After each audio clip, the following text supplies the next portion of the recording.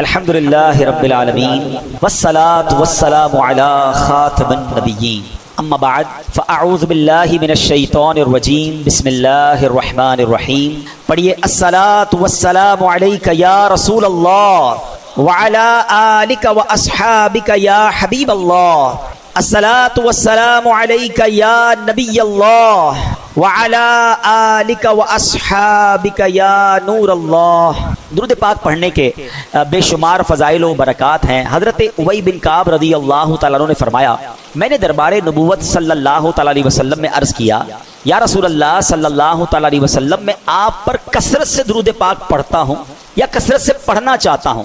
حضور یہ بتائیے کتنا پڑھوں.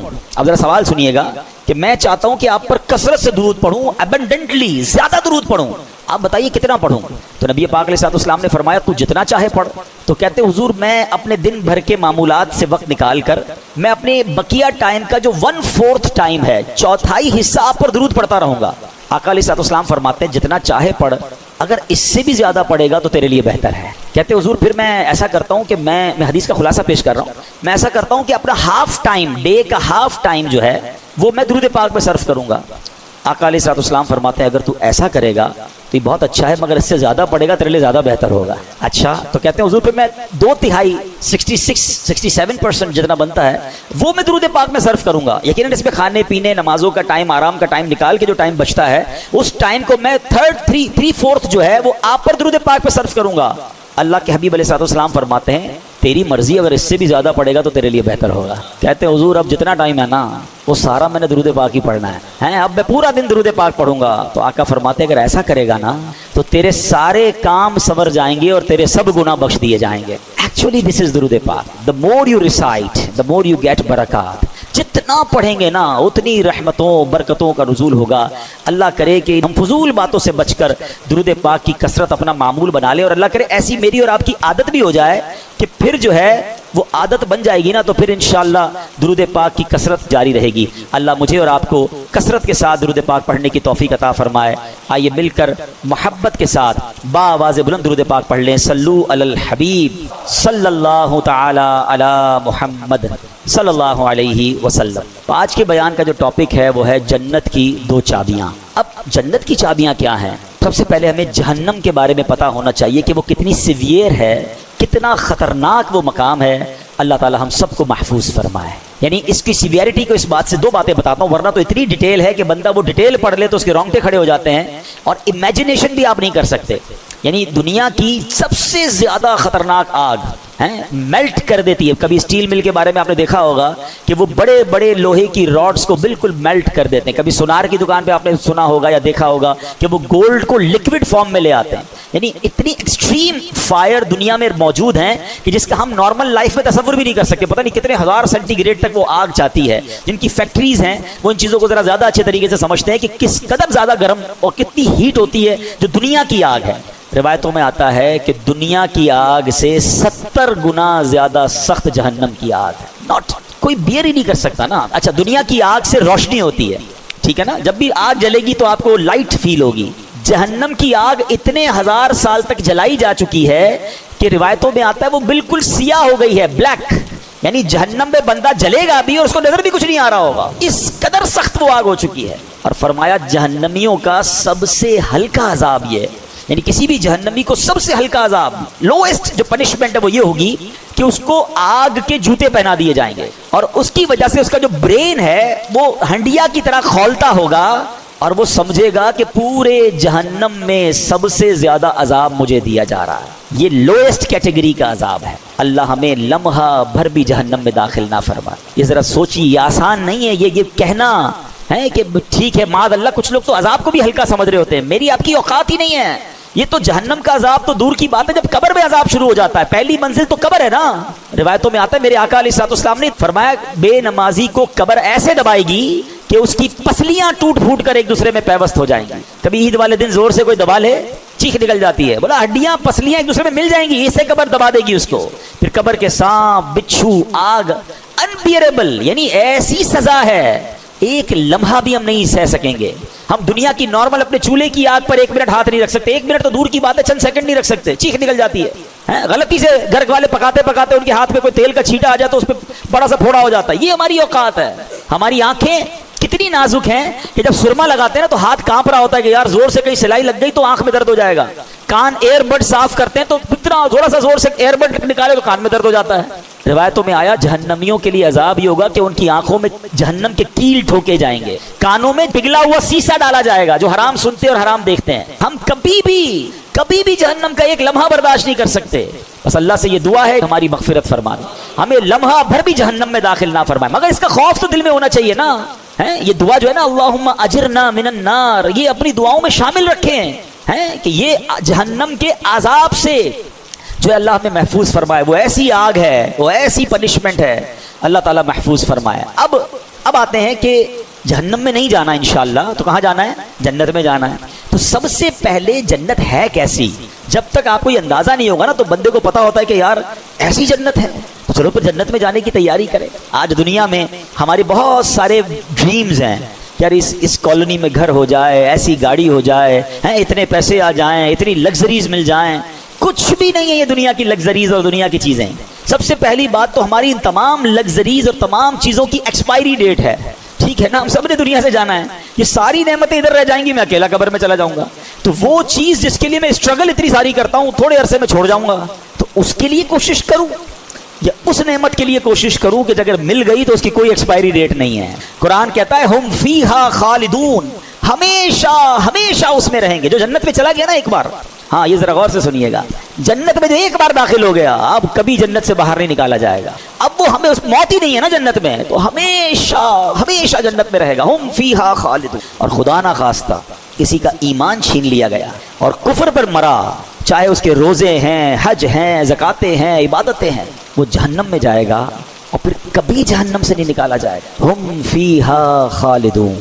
اچھا, ان دو کیٹیگریز کے علاوہ ایک تیسری کیٹیگری بھی ہے کہ جو مسلمان ہوں گے, گناہگار ہوں گے, اللہ ان سے ناراض ہوگا اور وہ اپنے سزاؤں کو بھگتنے کے لیے جہنم میں جائیں گے. پھر ایک پرٹیکولر ٹائم کے بعد ان کو جہنم سے نکالا جائے گا. وہ کتنے 100 سال ہیں, وہ کتنے 1000 سال ہیں, اور پھر ان کو جنت میں ڈالا جائے گا. مگر ہم رب سے یہی دعا کرتے ہیں کہ اللہ ایک لمحے کے لیے بھی جہنم میں مت ڈال. تیرے حبیب کا صدقہ ہم تیرے گھر میں بیٹھے ہیں, ہمیں بلا حساب جنت میں داخلہ عطا فرما. تو جو جنت ہے نا اس کی جو خوبصورت ترین بات یہ ہے کہ اس کی کوئی ایکسپائر ڈیٹ نہیں ہے. چلو جنت کی باتیں کرنے سے پہلے ایک مدینے کی بات کر لیتے ہیں, ایک عشق والی بات کر لیتے ہیں. ٹھیک ہے, ماشاءاللہ کئی مدینہ دیکھ آئے ہیں, کئی ایسے ہیں جو جا رہے ہیں. سبحان اللہ, اللہ ہمیں بھی حاضری عطا فرما.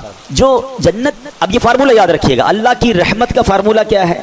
ایک بار جنت میں جائے گا وہ جہنم میں داخل نہیں ہوگا. ٹھیک ہے, تو مدینہ منورہ میں بھی تو ایک جنت ہے نا.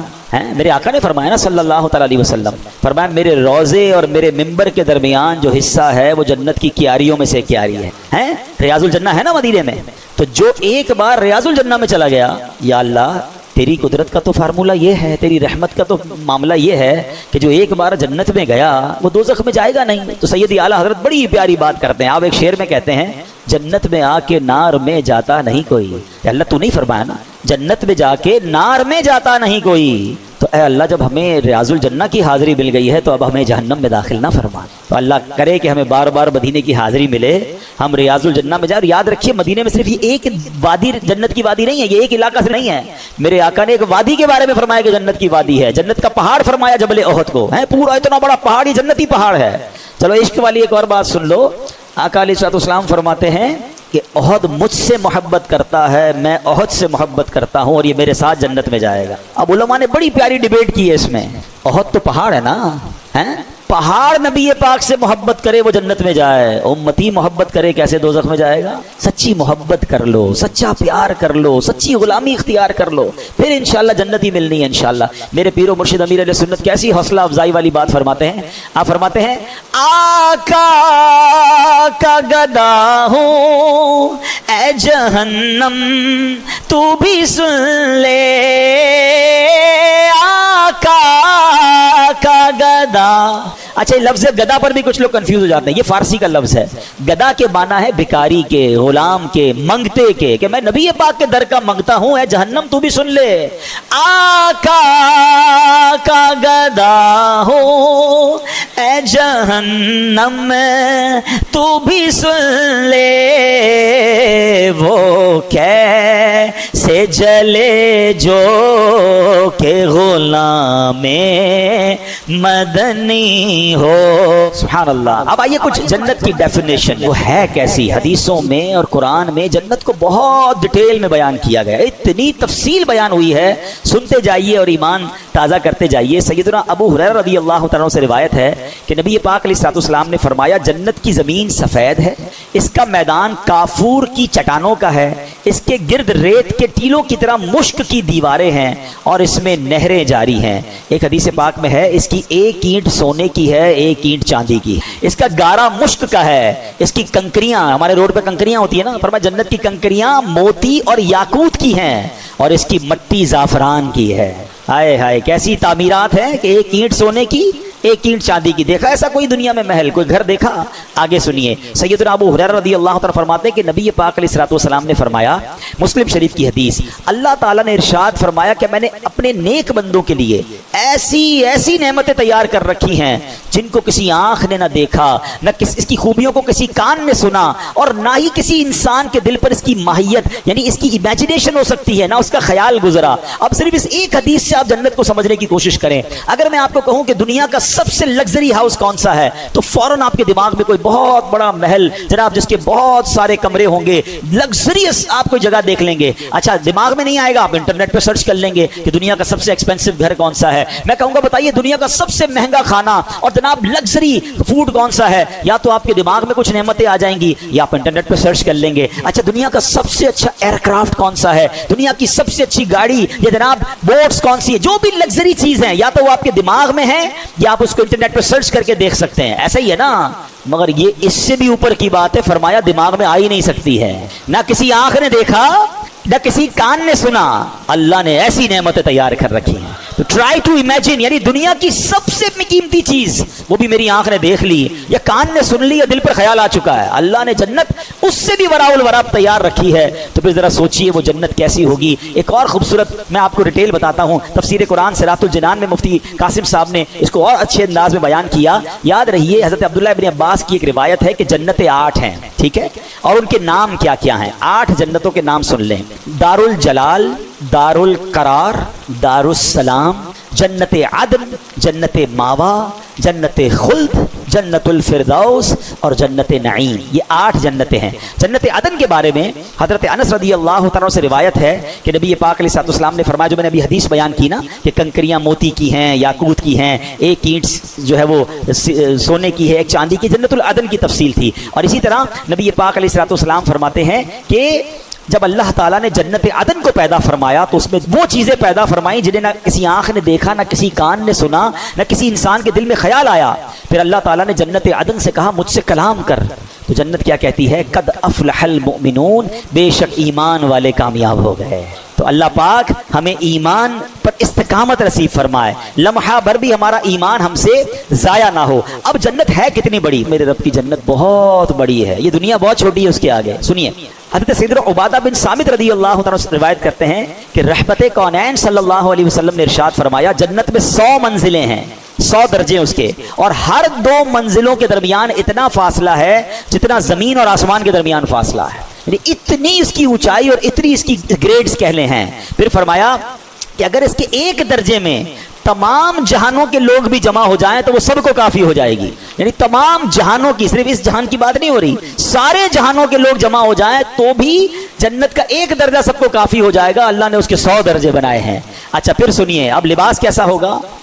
لوگ یہاں پر بڑے مہنگے مہنگے لباس دے کر دل چھوٹا کر لیتے ہیں, برانڈڈ لوگ لباس پہنتے ہیں, میرے پاس نہیں ہے, دل چھوٹا نہ کیا کرو. میں آپ کو ایک اور خوبصورت کمپیریزن ابھی تھوڑی دیر بعد بتاؤں گا. جنت کا لباس کیسا ہے؟ قرآن کیا کہتا ہے؟ یحلون فیہا من اساور من ذہب ویلبسون ثیابا خضرا من سندس واستبرق وہ اس میں سونے کے کنگن پہنائے جائیں گے اور سبز کپڑے قریب اور کنادیس کے پہنیں گے. اللہ اکبر, اتنے خوبصورت کپڑے ہوں گے. حضرت سیدنا کعب فرماتے ہیں کہ اگر اہل جنت کے کپڑوں میں سے ایک کپڑا آج پہن لیا جائے تو اس کی طرف سے دیکھنے والے کی نگاہ ختم ہو جائے گی, اچک لی جائے گی, اس کی نگاہ ہی باقی نہیں بچے گی. اتنا خوبصورت اور چمکدار وہ لباس ہوگا, اور آج کے لوگوں کی بینائیاں اسے برداشت نہیں کر سکتی. ایسا لباس جنتیوں کو پہنایا جائے گا. اچھا, جنتیوں کی عمر کتنی ہوگی؟ کوئی بچہ بھی دنیا سے انتقال کر جاتا ہے, کوئی بوڑھا بھی انتقال کر جاتا ہے, مگر سنو, جنت میں سب کی عمریں 30 سال کی ہوں گی.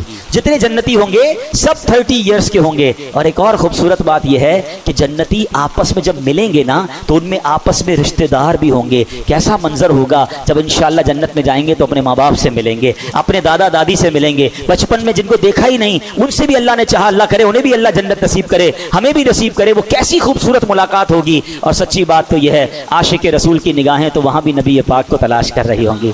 یقین کریں, بڑی تمنا ہے کہ آقا کا دیدار کریں. کیسا منظر ہوگا. آپ صدیق اکبر کا جلوہ دیکھیں گے, حضرت عمر فاروق کو دیکھیں گے, حضرت عثمان غنی کو دیکھیں گے, ہمارے دلوں کا قرار مولا علی کو دیکھیں گے. اللہ اکبر, امام حسن اور حسین کیسی شخصیات ہیں کہ ہم جیسے گناہگار انہیں بھی دیکھیں گے. یہ تصور ہی کیسا ہے کہ سوچئے تو صحیح کس کس سے ملاقات ہوگی. اللہ کے نبی حضرت ابراہیم وہاں ہوں گے, حضرت موسیٰ کلیم اللہ ہوں گے, حضرت آدم جن کی ہم اولاد ہیں ان کو بھی تلاش کر کے ان کے پاس جائیں گے کہ حضور آپ کے صدقے ہم دنیا میں آئے. سوچ سوچ کے ہی بندے کا ایمان تازہ ہو رہا ہوتا ہے کہ کیسی ملاقات ہوگی, وہ میٹنگز کیسی ہوں گی, کدھر کدھر جائیں گے اور انشاءاللہ وہ نظارے دیکھیں گے. اور سبحان اللہ, آج کل لوگ بڑے فوڈ لور ہوتے ہیں. آؤ بتاتا ہوں جنت میں کھانا کیسا ہوگا. قرآن کہتا ہے وَفَاكِهَةٍ مِّمَّا يَتَخَيَّرُونَ وَلَحْمِ طَيْرٍ مِّمَّا يَشْتَهُونَ, اور میوے جو پسند کریں اور پرندوں کا گوشت جو چاہیں, یعنی جو چاہیں گے امیجن کریں گے اور وہ کھانا سامنے آ جائے گا. اچھا, کھانا تو آ جائے گا لیکن کمال دیکھو, آج آپ کو جو بھی دنیا کی اچھی چیز پسند ہے, کسی کو بریانی پسند ہے تو کسی کو جناب سالن پسند ہے, جو بھی آپ کو پسند ہے, جب بھی وہ آپ کے سامنے آتا ہے اور آپ کو بھوک بھی لگی ہے آپ دل سے کھاتے ہیں, مگر جیسے جیسے کھاتے جاتے ہیں نا ذائقہ کم ہوتا جاتا ہے کیونکہ پیٹ بھرتا جاتا ہے. اور اگر پیٹ بھر جائے تو آپ دوبارہ کوئی رکھ دے تو آپ کچھ بھی نہیں کھا سکتے آپ کہ میں نے کھانا کھا لیا ہے. مگر ایسا نہیں ہوگا. جنت میں کیا ہوگا سنو, آقا علیہ الصلوۃ والسلام فرماتے ہیں جنتیوں میں جو سب سے نچلے درجے کا جنتی ہوگا نا, لوئسٹ کیٹیگری کا ہے, فرمایا وہ جس کے ساتھ 10,000 خادم ہوں گے. اتنے سارے نوکر دیکھ کر پریشان ہو جاتے ہیں نا یار, ایک بندے کے اتنے امپلائیز ہیں.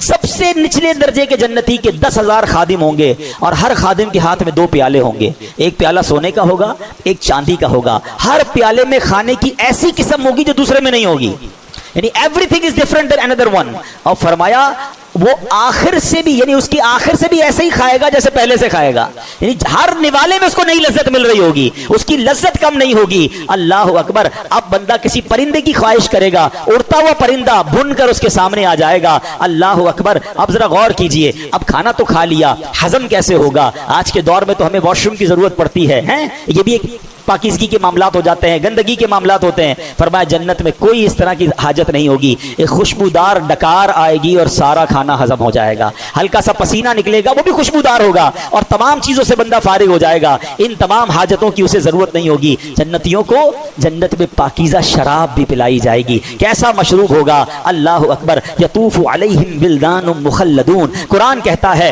ان کے گرد پھریں گے ہمیشہ رہنے والے لڑکے, باکواب و اباریک, اور آفتاب اور جام ان کے سامنے ہوں گے, وکاسم من معین, اور ان کے سامنے بہتی شراب, لا یصدعون عنها ولا ينزفون. ان کو پی کر نہ درد سر ہوگا نہ مدہوش ہوں گے, کوئی ہوش میں فرق نہیں آئے گا. یعنی ایسی پاکیزہ شراب ہوگی کہ جو انسان کو مدہوش نہیں کرے گی بلکہ اس کی لذت ملے گی. اچھا جناب, دنیا میں ایک اور لگژری کیا ہے یار, اس ملک کا موسم بڑا اچھا ہے, ویدر انجوائے کرنے چلتے ہیں. آؤ بتاتا ہوں جنت کا موسم کیسا ہوگا. اللہ نے کتنی ڈیٹیل میں قرآن میں جنت کو بیان کیا ہے. اللہ اپنی نعمت کے بارے میں فرماتا ہے لا یرون فیہا شمسا ولا زمہریرا. فرمایا نہ اس میں دھوپ دیکھیں گے نہ سخت سردی, یعنی جنت کا موسم بالکل خوبصورت. علماء کہتے ہیں جو صبح کو موسم ہوتا ہے یا شام کا جو موسم ہوتا ہے, ماڈریٹ کلائمیٹ جو ہوتا ہے, جنت کا موسم بھی ایسا ہوگا. جنت کے درخت کیسے ہوں گے؟ میرے آقا فرماتے جنت میں ہر درخت سونے کا ہے, ہر درخت کا تنا جو ہے وہ سونے کا ہے. اچھا پھل کیسے ہوں گے اور پھل سرو کیسے ہوں گے؟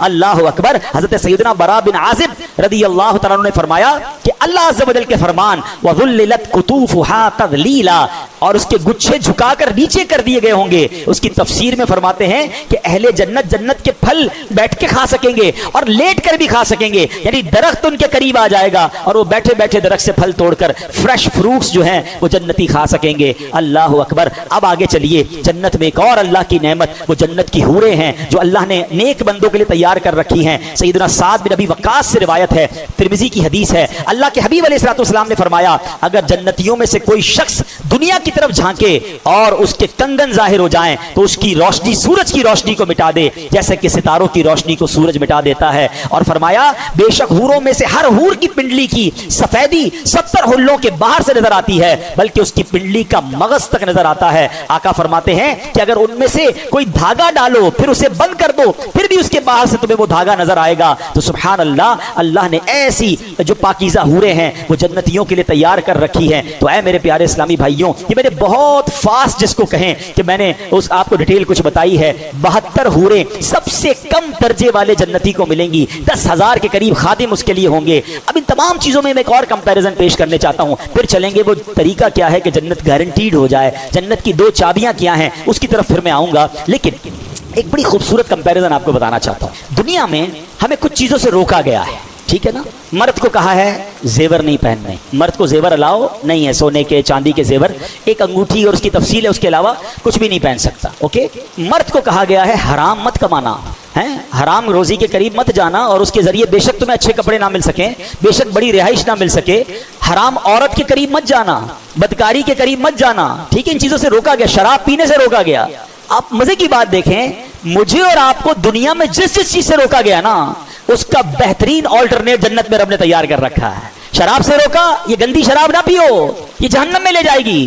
صبر کر لو، اللہ نے جنتیوں کے لیے پاکیزہ شراب تیار کر رکی ہے. بے پردہ، بے حیا اور تمہاری غیر محرم عورتوں کے قریب بھی مت جاؤ.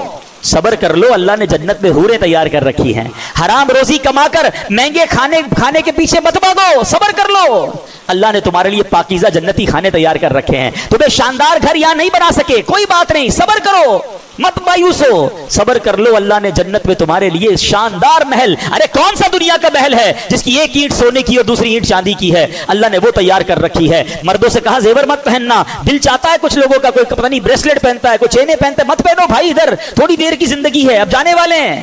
مگر وہاں جائیں گے، اللہ نے جنتیوں کے لیے جنتی زیور تیار کر رکھے ہیں. ایچ اینڈ ایوری تھنگ جس چیز سے ہمیں دنیا میں روکا ہے اس کا شاندار عظیم و شان نعم البدل جو ہے جنت میں تیار کر رکھا ہے. اب آپ کی مرضی ہے 50 60 70 سال کی زندگی میں ادھر مزے لینے ہیں، مزے پھر بھی نہیں ملتے، لیکن اگر پھر بھی لینے ہیں، یا وہ ختم نہ ہونے والی جو زندگی ہے جس پہ رب کے وعدے ہیں، وہ نعمتیں تمہارا انتظار کر رہی ہیں، تو عقل مند وہ ہے جو شارٹ ٹرم تھوڑی دیر کا پین لیتا ہے اور لانگ ٹرم گین حاصل کرتا ہے. اللہ کرے یہ بات سمجھ آ جائے کہ دنیا میرا امتحان ہے، دنیا میرا ٹیسٹ ہے، اور ڈیسٹنی اور میرا جو ڈیزگنیشن ہے، میرا جو ڈیسٹینیشن ہے، میری جو منزل ہے وہ میری جنت ہے، تو مجھے اس کی تیاری کرنی ہے. اللہ کرے اس دنیا میں آ کر ہم یہ سمجھ جائیں کہ شیطان آئے گا آپ کی طرف بڑھ کر، کبھی پیسوں کی صورت میں آئے گا، کبھی لگژریز کی صورت میں آئے گا، کبھی عیاشی کی صورت میں آئے گا، کبھی حرام کی صورت میں چیزیں لے کر آئے گا. اب آپ نے ادھر ڈیسیژن لینا ہے کہ مجھے دنیا کے حرام کی طرف جانا ہے یا جنت کی نعمتوں کی طرف جانا ہے. عقل مند وہ ہیں جو دنیا میں جیتے اس لیے ہیں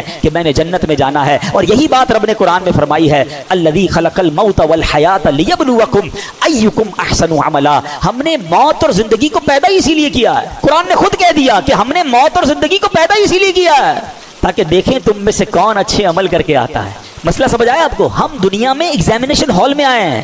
it is actually over examination hall. آپ کہیں یار 60 سال کا ایگزام، 70 سال کا ایگزام. ہاں بھائی، دنیا میں 2-3 گھنٹے کا امتحان ہوتا ہے تو ایک کلاس آپ فارورڈ ہوتے ہیں نا، ٹھیک ہے. یہ 60-70 سال کا ایگزام ہے، جتنی زندگی اتنا ایگزام ہے، مگر اس کا انعام بہت بڑا ہے جس کی کوئی ایکسپائری ڈیٹ ہی نہیں ہے. تو اللہ کرے یہ بات سمجھ آ جائے. کبھی دیکھا ایگزامینیشن ہال میں کوئی سو رہا ہو، ایگزامینیشن ہال میں جائے اور دوسرے کاموں میں لگ جائے، وہ فوکس رکھتا ہے اپنے پیپر کو حل کرنے میں. تو میں اور آپ دنیا میں اس ایگزام کو دینے آئے ہیں، پاس ہو کر جانا ہے، فیل ہو کر نہیں جانا ہے. اب آتے ہیں، یہ کچھ باتیں ہو گئی جنت کی، اور یقین کریں بہت ڈیٹیل ہے، مزید انشاءاللہ کبھی موقع ملا تو اس پر بات کریں گے. اب آتے ہیں کہ what is the way to get Jannah. کوئی گارنٹی، کوئی طریقہ کہ ہمیں پتہ چل جائے ہمیں جنت ملے؟ اللہ اکبر. میرے آقا علیہ الصلوۃ والسلام ہیں، انہوں نے ایک حدیث کے ذریعے گارنٹی دے دی. ہاں، یہ بہت کم حدیث ہیں اس طرح کی جس میں اللہ کے نبی نے گارنٹی دی ہے کہ تم میں سے جو مجھے 2 چیزوں کی گارنٹی دے دے میں اسے جنت کی گارنٹی دیتا ہوں. Only 2 things. کوئی بہت لمبی لسٹ نہیں ہے. حدیث کیا ہے؟ بخاری شریف کی حدیث ہے. جو مجھے دونوں جبڑوں اور دونوں ٹانگوں کے درمیان والی چیز کی حفاظت کی ضمانت دے میں اسے جنت کی ضمانت دیتا ہوں. That's it. کیا فرما دیا؟ اب اس کا مطلب کیا ہے؟ اس کی شرح میں علماء نے لکھا کہ 2 جبڑوں کے درمیان کیا ہے؟ زبان. اور 2 ٹانگوں کے درمیان کیا ہے؟ پرائیویٹ پارٹ، شرمگاہ. جو مجھے اپنی شرمگاہ کی ضمانت دے دے، حفاظت کرے گا اس کی، اور اپنی زبان کی حفاظت کی مجھے گارنٹی دے، میں اسے جنت کی ضمانت دیتا ہوں. تو اس کا ایک اور دوسرا مطلب یہ بنتا ہے کہ اٹس ناٹ دیٹ ایزی. یہ دونوں چیزوں کو سیکیور کرنا اتنا آسان بھی نہیں ہے. جنت مل رہی ہے نا اس کے بدلے. تو اب سمجھ لیں مقابلہ ہے اس کا ہمارا کہ ہم نے ایٹ اینی کاسٹ ان 2 چیزوں کو غلط استعمال نہیں ہونے دینا. ٹھیک ہے. اچھا اب یہ جو زبان ہے یہ اتنی خطرناک چیز ہے اور یہ اتنی پیاری چیز بھی ہے. یہ دونوں چیزیں یاد رکھیے گا. زبان نعمت بہت بڑی ہے. مل کر کہیے سبحان اللہ، الحمدللہ، اللہ اکبر. 1 منٹ بھی نہیں گزرا اور آپ اور میں نے پتہ کیا کما لیا. بیٹھے بیٹھے ہمارا پسینہ بھی نہیں نکلا، کیلوریز بھی برن نہیں ہوئی، کھڑے بھی نہیں ہوئے. میرے نبی علیہ الصلوۃ والسلام کے سچے وعدے ہیں. جو ایک بار سبحان اللہ کہے اس کے لیے جنت میں درخت لگ جاتا ہے. الحمدللہ کہے جنت میں درخت لگ جاتا ہے. اللہ اکبر کہے جنت میں درخت لگ جاتا ہے. ذرا کہیے لا الہ الا اللہ. آقا فرماتے ہیں یہ افضل ذکر ہے لا الہ الا اللہ، سب سے افضل ذکر لا الہ الا اللہ. یعنی اتنی کمال کی نعمت ہے. اگر اس کی نعمت کو سمجھیں یہ زبان جنت میں لے جا سکتی ہے، مگر یہی زبان ٹیڑھی چل گئی تو یہ برباد کر سکتی ہے. ٹھیک ہے. پہلے اس کی سیویریٹی سمجھاتا ہوں. امپورٹنس آف ٹنگ سمجھیے گا. ایک شخص 70 سال تک کفر پر زندگی گزارے، کفر کے اندھیرے میں رہے، ایک بار صدق کے دل سے کلمہ پڑھ لے وہ کیا ہو جائے گا؟ مسلمان ہو گیا. کلمہ پڑھا، زبان سے پڑھا نا. ٹھیک ہے. وہ الگ تفصیل ہے کہ جس کی زبان ہی نہ ہو، گونگا ہو، وہ بھی کلمہ پڑھ سکتا ہے، وہ بھی اقرار کر سکتا ہے. لیکن زبان کی اہمیت سمجھا رہا ہوں. پچھلے سارے گناہ معاف ہو جائیں گے اس کے. اور اگر کوئی شخص 40 50 60 70 سال تک مسلمان رہے، نمازیں بھی پڑھے، روزے بھی رکھے، حج بھی کرے، صدقے بھی دے، اور اسی زبان سے ایک بار کفریہ کلمہ کہہ دے، کوئی ایسی گستاخی ہو جائے جو التزام کفر تک پہنچ جائے، تو اس کی ساری عبادتیں ختم، نل اینڈ وائڈ. ابھی میں نے کہا نا جو ایمان پر جس کا خاتمہ نہیں ہوگا تو جنت میں کیا جہنم میں ہمیشہ رہے گا، جنت میں جائے گا ہی نہیں. ایک زبان کا جملہ میرا سب کچھ ڈسٹرائے کر سکتا ہے. حدیث سنیے، ترمذی کی حدیث، سیدنا بلال بن حارث رضی اللہ تعالیٰ سے مروی ہے کہ رسول اللہ صلی اللہ تعالیٰ علیہ وسلم نے فرمایا کہ بندہ زبان سے بھلائی کا ایک کلمہ نکالتا ہے، only one sentence، حالانکہ وہ اس کی قدر و قیمت نہیں جانتا، اس کو پتہ بھی نہیں ہوتا، تو اس کے باعث اللہ عز و جل قیامت تک اس کے لیے اپنی رضامندی لکھ دیتا ہے. یعنی ایسا جملہ نکل جاتا ہے اسے پتہ بھی نہیں ہے، اللہ نے قیامت تک کر لیے اپنی رضامندی لکھ دی.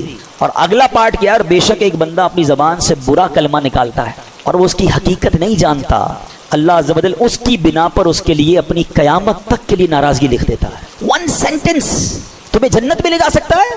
ایک جملہ اللہ ناراض ہو گیا تو وہی جہنم میں لے جانے کے لیے کافی. Try to understand the importance of your tongue. نبی پاک علیہ الصلوۃ والسلام سے ایک بار کسی صحابی نے پوچھا کہ مجھے ایسا عمل بتا دیں کہ میں اپنے اوپر لازم کر لوں. پیارے آقا نے اپنی زبان کی طرف اشارہ کر کے فرمایا کہ اس پر قابو پالو. اللہ اکبر. اور پھر ایک بار ایک صحابی کہتے ہیں آپ مجھ پر سب سے زیادہ کس چیز کا خوف کھاتے ہیں؟ تو اللہ کے حبیب علیہ الصلوۃ والسلام نے اپنی زبان کی طرف اشارہ کر کے فرمایا اس کا. ہمیں تو فکر ہی نہیں ہے، جو منہ میں آیا بول دیا. حالانکہ آپ ذرا غور کریں نا، اس زبان کی حفاظت کے لیے 32 پہرے دار ہیں، 32 دانت ہیں، پھر زبان پیچھے رکھی گئی ہے. لیکن جب یہ چلتی ہے نا تو 32 پہرے داروں کا پہرا توڑ کر وہ کچھ کر جاتی ہے، گناہوں کی انبار لگا دیتی ہے، لوگوں کے دل توڑ دیتی ہے. میں احساس ہی نہیں ہوتا. وہ پہلے جملہ آپ نے سنا ہوگا نا، پہلے تولو بعد میں بولو. پہلے مومن جو ہوتا ہے نا، بڑی پیاری بات علماء نے کہی کہ مومن کی زبان دل کے پیچھے ہوتی ہے. پہلے وہ دل سے سوچتا ہے پھر بولتا ہے. اور جو منافق ہوتا ہے نا اس کی زبان آگے ہوتی ہے، بول کے پچھتا رہا ہوتا ہے، یار نہیں بولنا چاہیے تھا، یہ میں نے کیا کر دیا. ہم میں سے کئی ایسے ہوں گے جو بول کے کئی بار پچھتائے ہوں گے. چپ رہ کر بندہ نہیں پچھتاتا ہے.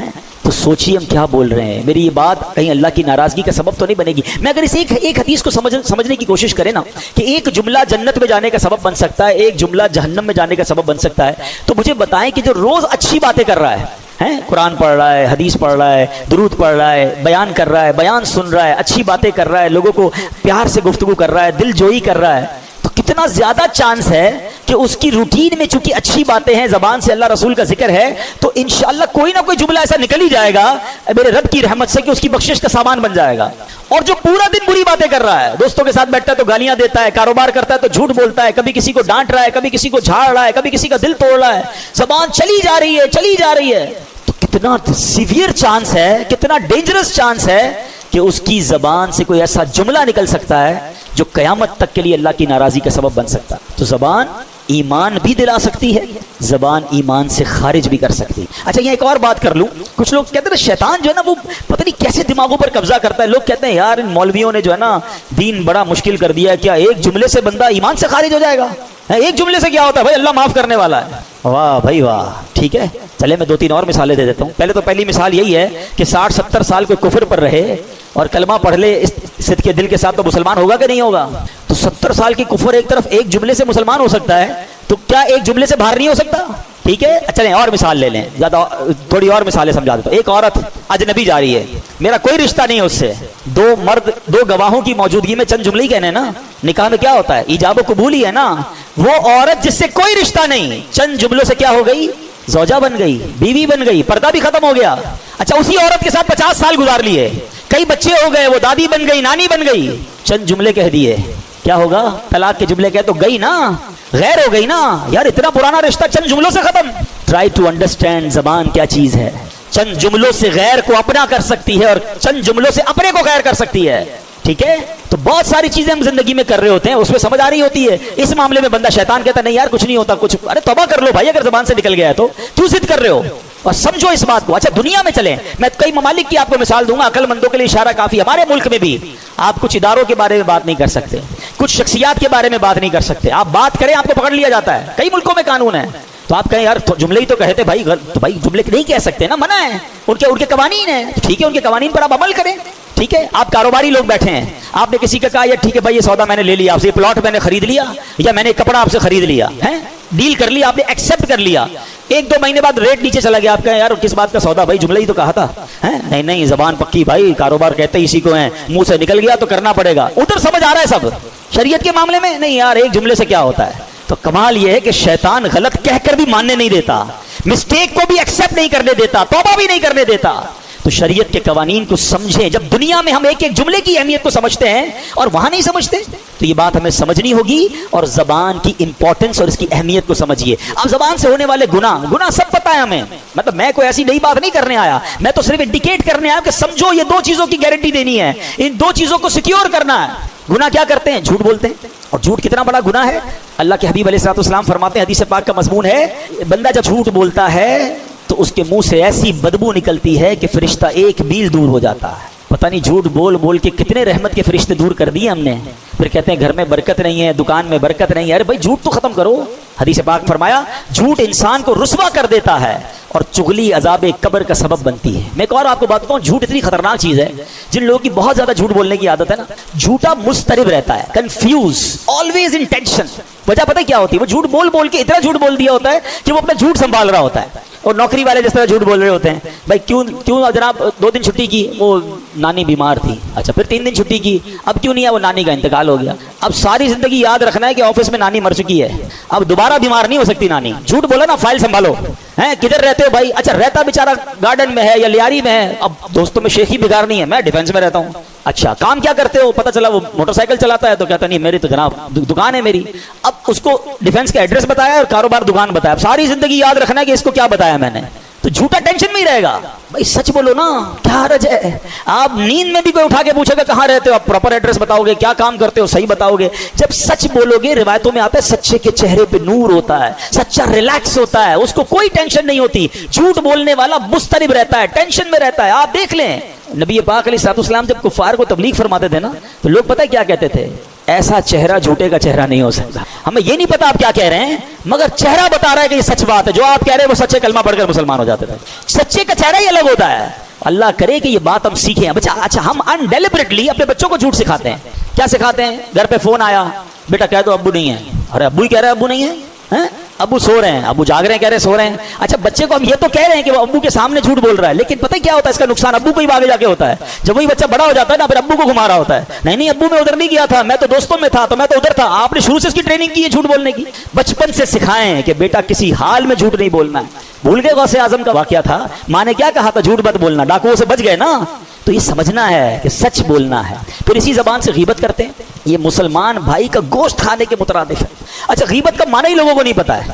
ہاں چلو آج غیبت کا معنی بھی بتا دیتا ہوں, کیونکہ جس کو کہو نا یار آپ غیبت کرتے ہیں تو کہتا ہے بھائی میں سچ تو بول رہا ہوں, میں تو اس کے منہ پہ بھی کہہ سکتا ہوں, میں کون سا جھوٹ بول رہا ہوں.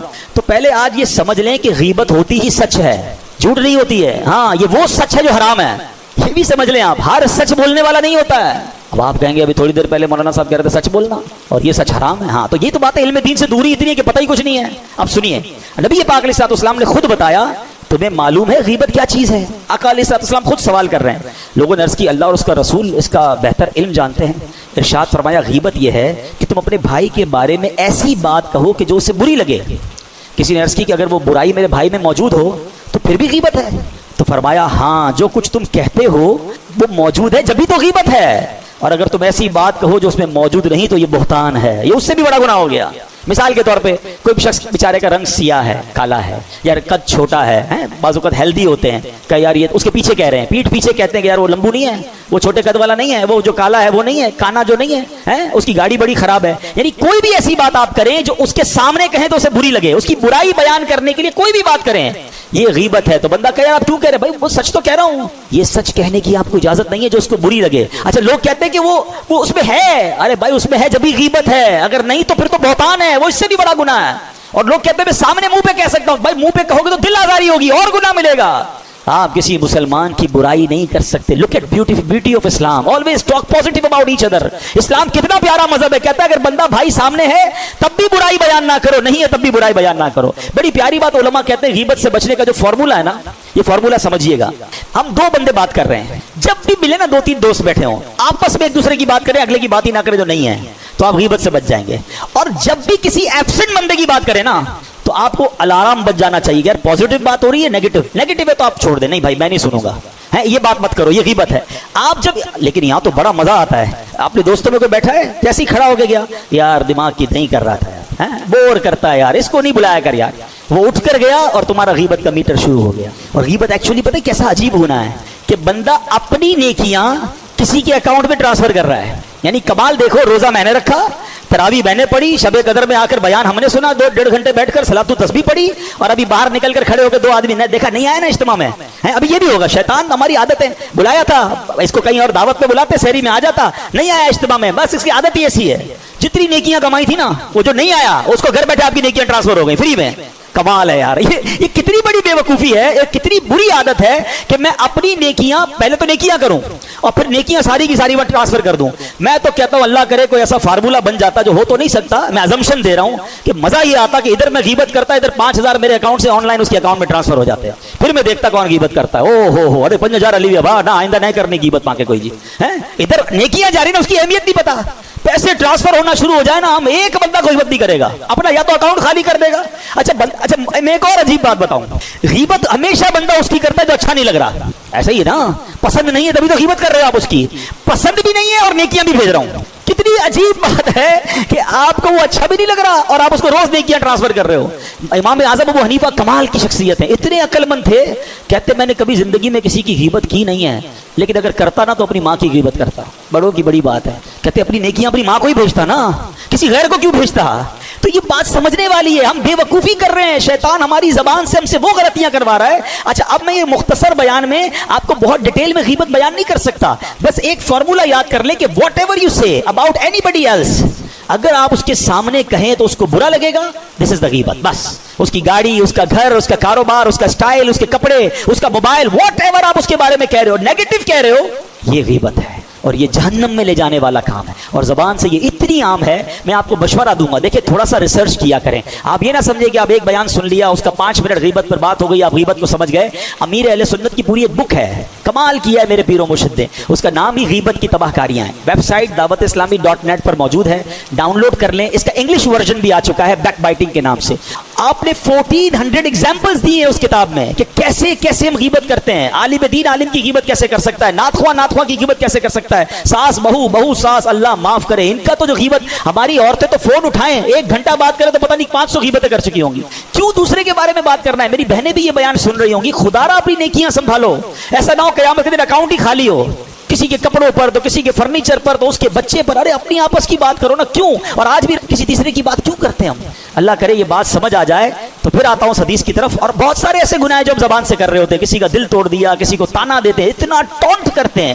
کچھ لوگ کمال ہیں یار, کمال تو نہیں کہوں گا, کوئی اور ہی لفظ کہنا چاہیے تھا, سمجھانے کے لیے کہہ رہا ہوں. اتنا طنز ہے ان کے اندر, اتنی دل آزاری ہے, اتنی بدگمانی ہے, ایسا لگتا ہے ان کی شخصیت پہ کانٹے لگے ہوئے ہیں. بندہ جب ملے نا کوئی نہ کوئی کانٹا چبو دیں گے. بندہ بولے نہ ہی ملتا تو اچھا تھا یار, سارا موڈ خراب کر دیا ہے یار, آج کپڑے اچھے نہیں پہنے یار, ابھی بھی وہی جوتے پہنے ہیں. اس کو گھر پہ بلا لینا دعوت میں, اپنے گھر دعوت میں بلایا یار, کب فرنیچر بدلو گے یار, وہی فرنیچر رکھا ہوا ہے یار, کلر تو کرا لو کنجوس آدمی. بھائی تیرے کو گھر بلایا انسپیکشن کے لیے تھوڑی بلایا ہے, مہمان من کے رہو. یعنی دعوت کھائیں گے, کھانا بھی کھا کے جائیں گے, always they have complaints. آپ سوچیں وہ کتنا گناہ کما رہے ہیں. یہ بات سمجھیے. اب میں بہت عجیب سی بات کرنے جا رہا ہوں, اس لیے پہلے ہاتھ جوڑ رہا ہوں, بہت پہلے ہاتھ جوڑ رہا ہوں. میں بزرگوں سے بات کرنا چاہتا ہوں بالخصوص. بعض بزرگ بہت زیادہ دل آزاری کرتے ہیں. خدارا آپ کی عادت پہ شاید ایسا ہو گیا ہے, آپ کو نہیں پتا, لیکن چلتے پھرتے ہر کسی کو ڈانٹنا. مسجد میں آئیں گے تو مسجد میں کسی کو ڈانٹ رہے ہوں گے, محلے میں جائیں گے تو وہاں کسی کو ڈانٹ رہے ہوں گے, اپنے بچوں کو بار بار ذلیل کر رہے ہوں گے. یار ہر بندہ دل رکھتا ہے, کہیں ایسا نہ ہو کہ آپ اپنے بڑھاپے میں جہنم بنا رہے ہیں. جس کی زبان بہت زیادہ سخت ہے نا, وہ کم باتیں کرے. مجھے کئی لوگ ملتے کہتے ہیں یار کیا کروں, مجھے غصہ بہت آتا ہے. بھائی غصہ بہت آتا ہے تو قابو پائیے ورنہ مارے جاؤ گے. اگر آپ لوگوں کے دل کرچی کرچی کرتے جا رہے ہیں, لوگوں کو ذلیل کرتے جا رہے ہیں, جب جی میں آیا آپ اپنے بچوں کو, اپنی بیوی کو, اپنے ملازمین کو جو دل میں آتا ہے بولی جا رہے ہیں, اور آپ سمجھتے ہیں آپ کا حساب نہیں ہوگا. میں آپ کو حدیث سنا رہا ہوں نا کہ آپ کو قابو پانا پڑے گا اپنی زبان پر. اتنی شدید گفتگو بعض اوقات کرتے ہیں, اور یہ زبان ہے بڑی خطرناک. امیر علیہ سنت فرماتے ہیں 60 سال کا بوڑھا ہو جائے نا, جسم کا ہر پارٹ ڈھیلا ہو جائے گا, زبان اس وقت زیادہ تیز ہو جاتی ہے, یہ زیادہ چل رہی ہوتی ہے. تو بزرگوں کو اپنی زبان پر احتیاط انہیں بھی کرنی ہوگی.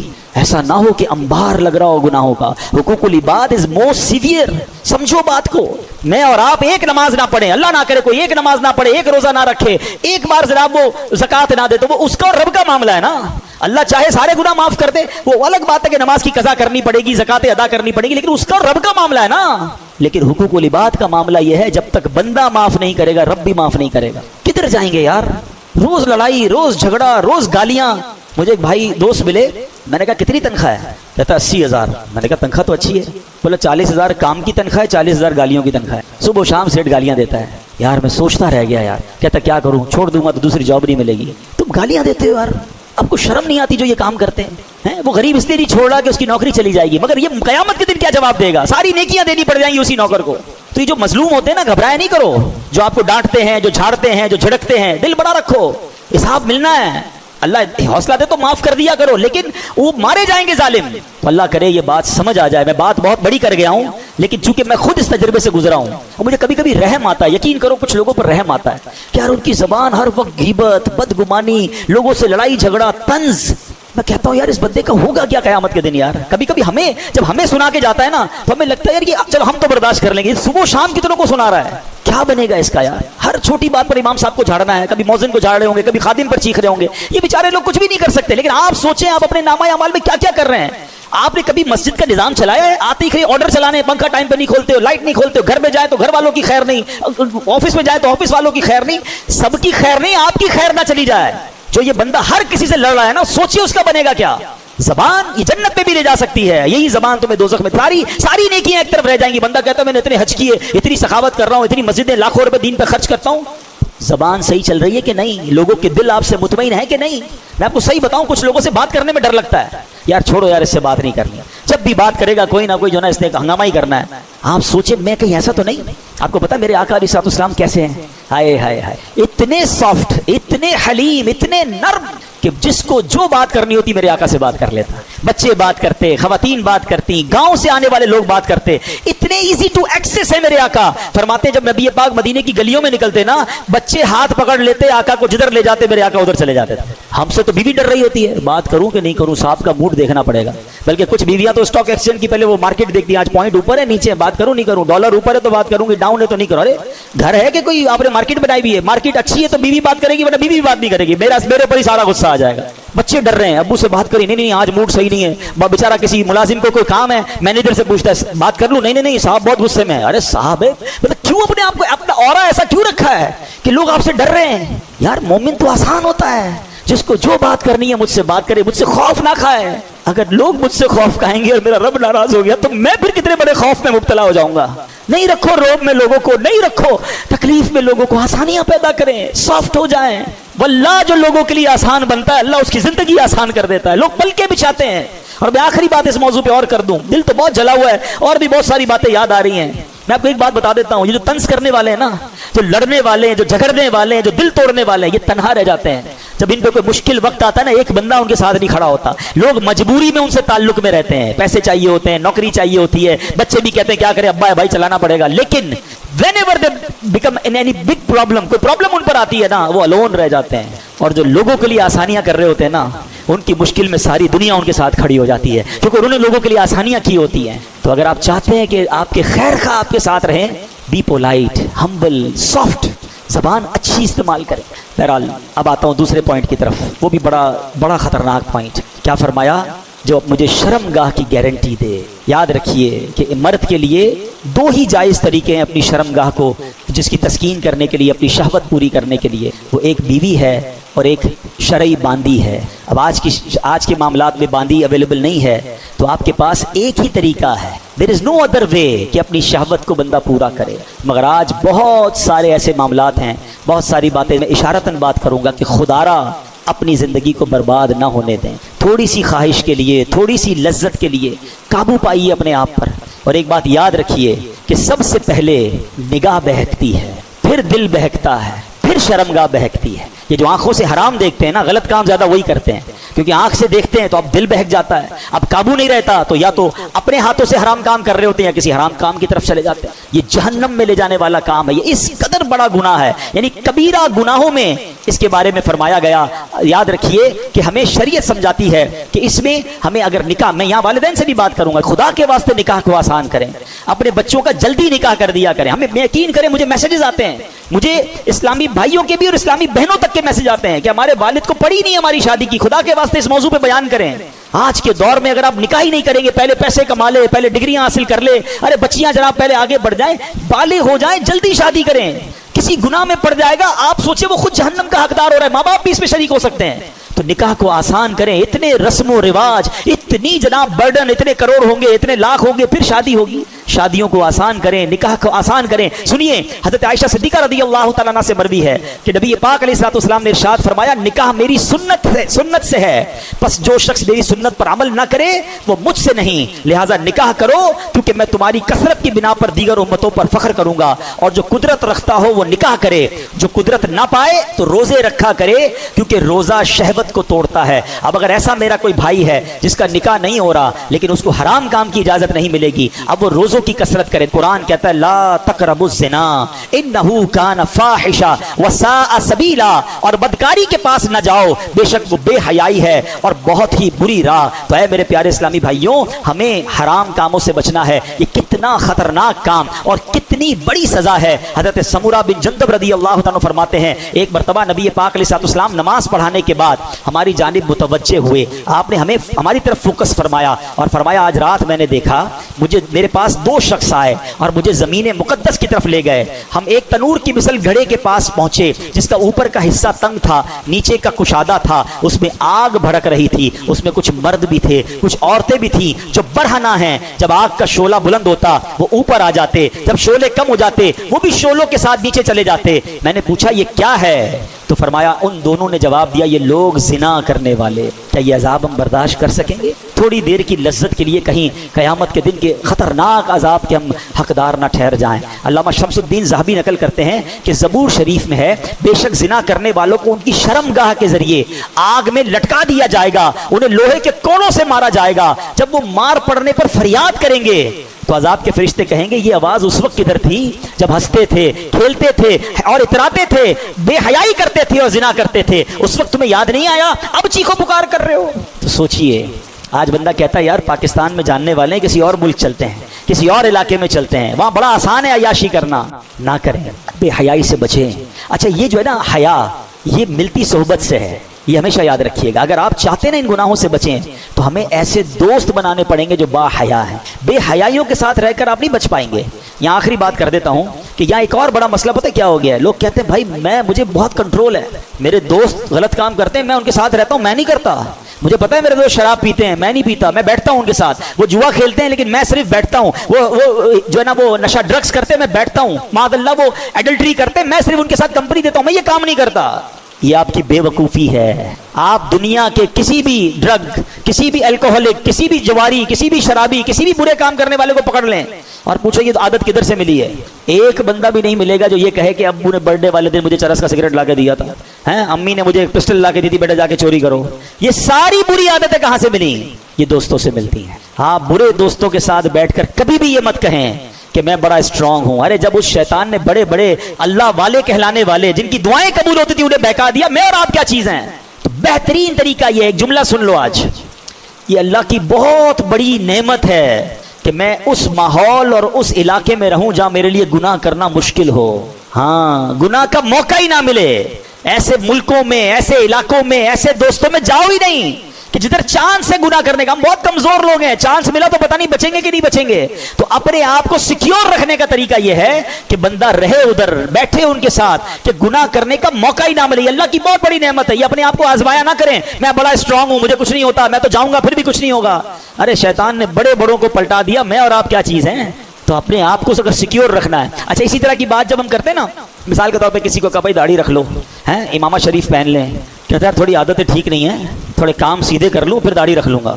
میں آپ کو ایک مشورہ دیتا ہوں، اگر آپ کو اپنے کام سیدھے کرنے واقعی if you are serious on that, آپ داڑھی رکھ لیں۔ پتہ کیا فائدہ ہوگا؟ جب آپ داڑھی رکھیں گے نا، ایکچولی داڑھی نو انٹری کا بورڈ ہے، گناہ والی باتیں آپ تک آئیں گی نہیں۔ میں مثال دیتا ہوں، جتنے داڑھی والے بیٹھے نا ان کو پوچھ لیں، ہم کو کبھی بھی میسج نہیں آتا فلاں کلب میں کانسرٹ ہو رہا ہے، فلاں جگہ پر کوئی گانا لگا ہوا ہے، فلاں جگہ کوئی فلم چل رہی ہے، فلاں جگہ کوئی جناب کلب میں یہ ہو رہا ہے۔ ہمیں میسج بھی آتے ہیں تو کوئی میلاد کا میسج بھیج رہا ہوتا ہے، کوئی اجتماع کا بھیج رہا ہوتا ہے، کوئی محفل نعت کا بھیج رہا ہوتا ہے۔ کیوں؟ ان کو پتا ہے مولوی صاحب نے ان کو کیا بھیجیں، ساڈا راستہ رک گیا، ہمیں تو گناہ کی دعوت ہی نہیں آ رہی نا۔ آپ نے تو انٹری دروازہ کھلا رکھا ہے، جو بھیجنا بھیج دو، کیونکہ میرا حلیہ ایسا نہیں ہے۔ کئی جگہوں پر حلیہ بچاتا ہے۔ اچھا، میں آپ کو ایک اور عجیب بات کرنے جا رہا ہوں، اگر کسی نے داڑھی امامہ رکھا ہے نا، اور شیطان تو اس پر بھی حملہ کر سکتا ہے، ہم بھی انسان ہی ہیں نا۔ حملہ کیا شیطان نے، دل ہو گیا گناہ کرنے کا کہ یار میں بھی جاؤں فلاں جگہ پر، اور کوئی امامہ داڑھی لے کر ادھر چلا گیا تو لوگ کہیں گے مولوی صاحب آپ ادھر کدھر، چلیں بھائی باہر نکلیں، ساڈا کام اور مشکل، ہم نے خود ہی اپنے لیے مشکل کر دی نا۔ دس از دا بیسٹ وے کہ میں اپنے آپ کو بنا ہی ایسا لوں کہ گناہ کرنا چاہوں پھر بھی نہ کر سکوں۔ میں کہوں نہیں پہلے گناہ چھوڑوں گا پھر نیک بنوں گا پھر حلیہ چینج کروں گا، یہ بے وقوفی ہے۔ آپ اگر واقعی ان حرام چیزوں سے بچنا چاہتے ہیں تو اپنے آپ کو بنا بھی ایسا لو کہ چاہو بھی تو نہ کر سکو، کیونکہ یہی علاج ہے۔ ورنہ کوئی بندہ کہے میں جناب میں بہت پکا ہوں، تو پکا وکا کوئی نہیں ہوتا۔ بڑے بڑوں کو گرتے دیکھا، اللہ مجھے بھی محفوظ فرمائے، آپ کو بھی محفوظ فرمائے۔ تو بہرحال آج کے بیان میں کوشش تو کی ہے کہ ان دونوں باتوں کو کور کیا جائے کہ یہ جنت کی دو چابیاں ہیں، دا کیز آف ہیون، کہ نبی پاک علیہ الصلوۃ والسلام نے فرمایا جو مجھے زبان کی اور شرمگاہ کی گارنٹی دے میں اسے جنت کی گارنٹی دیتا ہوں۔ آج سے پہلے ہم میں سے کوئی بھی ایسا ہے، خود جانتے ہیں ہم کہ زبان کی بے احتیاطیاں بھی کسی سے ہو چکی ہوں گی، شرمگاہ کی بے احتیاطیاں بھی ہو گئی ہوں گی۔ اب بندہ سوچے یار اب میرا کیا بنے گا، میرا رب بڑا قریب ہے، ہاں میرے رب نے راستہ پھر بھی رکھا ہے، اب تک جو ہو گیا نا اس سے توبہ کر لیں، سچی توبہ کر لیں۔ التائب من الذنب کمن لا ذنب لہ، آقا فرماتے گناہوں سے توبہ کرنے والا ایسا ہے جیسا اس نے گناہ کیا ہی نہیں ہے، null and void, delete it. تو آج توبہ کریں اور آج کے بعد نیت کریں کہ انشاءاللہ ان دونوں چیزوں کو فقط حلال ذریعے پہ استعمال کریں گے۔ زبان کے گناہوں سے بھی بچیں گے، شرمگاہ کے گناہ سے بھی بچیں گے، اور انشاءاللہ اللہ کی رحمت سے نبی پاک کے پیچھے پیچھے جنت میں جائیں گے۔ اللہ پاک عمل کرنے کی توفیق عطا فرمائے۔